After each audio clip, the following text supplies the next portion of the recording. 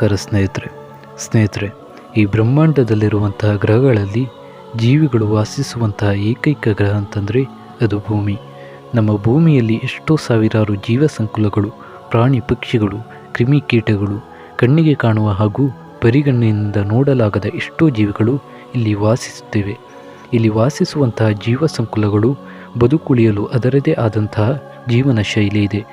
ಮಾನವನು ಬದುಕುಳಿಯಬೇಕಾದರೆ ಆತನಿಗೆ ಬೇಕಾದಂತಹ ಮೂಲಭೂತ ಅವಶ್ಯಕತೆಗಳನ್ನು ಒಮ್ಮೆ ಪಟ್ಟಿ ಮಾಡ್ತಾ ಹೋದರೆ ಇಲ್ಲಿ ನೀರು, ಗಾಳಿ, ಬೆಂಕಿ, ಆಹಾರ, ವಸತಿ ಹಾಗೂ ವಸ್ತ್ರಗಳು ಹೀಗೆ ಮುಂತಾದವುಗಳನ್ನು ಕಾಣುತ್ತೇವೆ.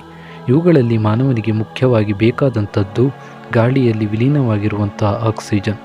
ಮನುಷ್ಯ ಮೂಲಭೂತ ಅವಶ್ಯಕತೆಗಳಾದ ಆಹಾರ, ನೀರು ಇವುಗಳು ಸಿಗದಿದ್ದರೂ ಸ್ವಲ್ಪ ಹೊತ್ತುಗಳ ಕಾಲ ಬದುಕುಳಿಯಬಹುದು.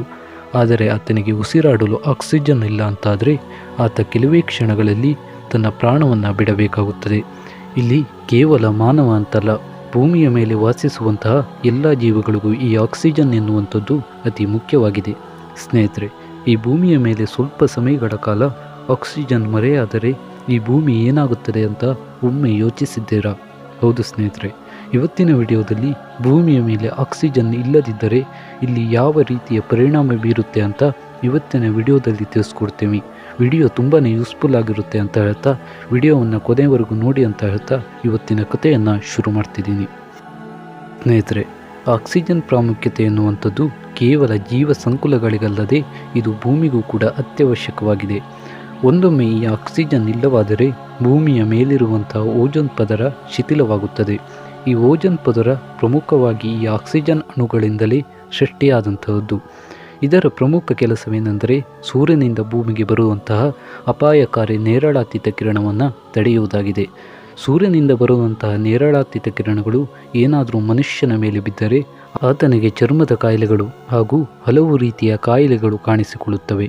ಈ ಓಜೋನ್ ಪದರ ನೇರಳಾತೀತ ಕಿರಣಗಳನ್ನು ತಡೆಯುವುದರಿಂದ ಸೂರ್ಯನಿಂದ ಬಂದಂತಹ ಈ ಕಿರಣಗಳು ಭೂಮಿಯನ್ನು ಮುಟ್ಟುವುದೇ ಇಲ್ಲ. ಆಗಲೇ ಹೇಳಿರುವ ಹಾಗೆ ಈ ಓಜೋನ್ ಪದರ ಎನ್ನುವಂಥದ್ದು ಆಕ್ಸಿಜನ್ ಅಣುಗಳಿಂದ ತಯಾರಾಗಿದೆ.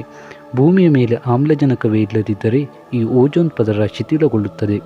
ಇದರಿಂದ ಭೂಮಿಗೆ ಬೀಳುವ ಸೂರ್ಯನ ನೇರಳಾತೀತ ಕಿರಣಗಳು ಹೆಚ್ಚು ಹಾನಿಯನ್ನು ಉಂಟು ಮಾಡುತ್ತವೆ.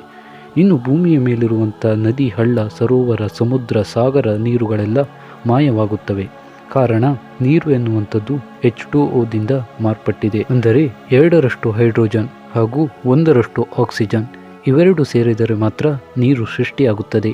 ಇಲ್ಲಿ ಆಕ್ಸಿಜನ್ನೇ ಇಲ್ಲದಿದ್ದರೆ ಉಳಿದಂತಹ ಹಗುರವಾದ ಹೈಡ್ರೋಜನ್ ಅನಿಲ ಸರಾಗವಾಗಿ ಆಕಾಶಕ್ಕೆ ಆವಿಯಾಗುತ್ತದೆ. ಇದರಿಂದ ಭೂಮಿಯಲ್ಲಿ ನೀರೇ ಇಲ್ಲದಂತಾಗುತ್ತದೆ. ಇನ್ನು ಭೂಮಿಯ ಮೇಲಿನ ಆಕಾಶ ಹಗಲಿನಲ್ಲಿಯೂ ಕತ್ತಲಾಗಿ ಕಾಣಿಸುತ್ತದೆ. ಸೂರ್ಯನಿಂದ ಬರುವಂತಹ ಕಿರಣಗಳು ಭೂಮಿಯ ಮೇಲಿನ ಓಜೋನ್ ಪದರವನ್ನು ಹಾದು ಬರುತ್ತವೆ. ಒಮ್ಮೆ ಹಾದು ಬಂದ ಕಿರಣಗಳು ಭೂಮಿಗೆ ಅಪ್ಪಳಿಸಿ ಪ್ರತಿಫಲನಗೊಂಡು ಪುನಃ ಮೇಲಕ್ಕೆ ಹೋಗುತ್ತವೆ. ಆದರೆ ಇಲ್ಲಿ ಓಜೋನ್ ಪದರ ಈ ಕಿರಣಗಳನ್ನು ಪುನಃ ಮೇಲಕ್ಕೆ ಹೋಗಲು ಬಿಡುವುದಿಲ್ಲ. ಇದರಿಂದಾಗಿ ಆಕಾಶದಲ್ಲಿ ಒಂದು ರೀತಿಯ ಬಣ್ಣ ಸೃಷ್ಟಿಯಾಗುತ್ತದೆ, ಅದೇ ನೀಲಿ ಬಣ್ಣ. ಹಲವಾರು ಜನರಿಗೆ ಆಕಾಶದಲ್ಲಿ ನೀಲಿ ಬಣ್ಣ ಯಾಕೆ ಇರುತ್ತದೆ ಎಂಬ ಗೊಂದಲವಿತ್ತು. ಇದಕ್ಕೆ ಕಾರಣ ಇದೇ ಆಗಿದೆ. ಇಲ್ಲಿ ಓಜೋನ್ ಪದರ ಶಿಥಿಲಗೊಂಡಿದ್ದರಿಂದ ಸೂರ್ಯನ ಕಿರಣಗಳು ನೇರವಾಗಿ ಭೂಮಿಯ ಮೇಲೆ ಬಿದ್ದು ಪ್ರತಿಫಲನಗೊಂಡು ಮೇಲಕ್ಕೆ ಹೋಗುತ್ತದೆ. ಹಾಗಾಗಿ ಈ ಭೂಮಿಯಲ್ಲಿ ಹಗಲಿನ ವೇಳೆಯದ್ದು ಕತ್ತಲಾಗಿ ಕಾಣಿಸುತ್ತದೆ. ಇನ್ನು ಕಾಂಕ್ರೀಟ್ನಿಂದ ನಿರ್ಮಿಸಿದ ಪ್ರತಿಯೊಂದು ಕಟ್ಟಡಗಳು ಧೂಳಾಗಿ ಮಾರ್ಪಡುತ್ತವೆ. ಕಾಂಕ್ರೀಟ್ ರಚನೆಯಲ್ಲಿ ಆಮ್ಲಜನಕವು ಒಂದು ಪ್ರಮುಖ ಬೈಂಡರ್ ಆಗಿದೆ. ಹಾಗೂ ಈ ಆಮ್ಲಜನಕ ಇಲ್ಲದಿದ್ದರೆ ಕಾಂಕ್ರೀಟ್ಗಳು ತಮ್ಮ ಬಿಗಿತವನ್ನು ಹೊಂದಿರುವುದಿಲ್ಲ. ಇದರಿಂದಾಗಿ ಎಲ್ಲ ಕಾಂಕ್ರೀಟ್ ಕಟ್ಟಡಗಳೆಲ್ಲ ನೆಲಕ್ಕೆ ಉರುಳುತ್ತವೆ. ಹೀಗೆ ಆಕ್ಸಿಜನ್ ಅನುಪಸ್ಥಿತಿಯಿಂದ ಭೂಮಿಯ ಮೇಲಿನ ಎಲ್ಲವೂ ತಕ್ಷಣವೇ ಮುಕ್ತ ಪತನಕ್ಕೆ ಹೋಗುತ್ತದೆ.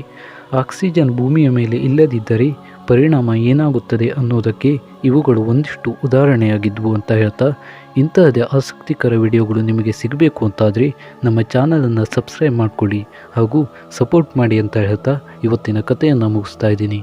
ಧನ್ಯವಾದಗಳು.